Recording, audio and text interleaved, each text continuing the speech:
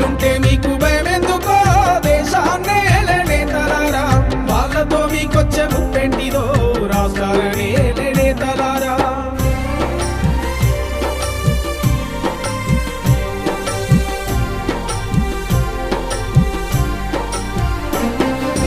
ప్రజాస్వామ్యమాని ప్రజల కోసమని ప్రేల ఓట్లతోని పాలకులయ్యి ప్రజల హక్కులను కాపాడుతామని ప్రమాణమాడిరి రాజ్యాంగము పైన ప్రజల హక్కులను కాపాడుతామని ప్రమాణమాడిరి రాజ్యాంగము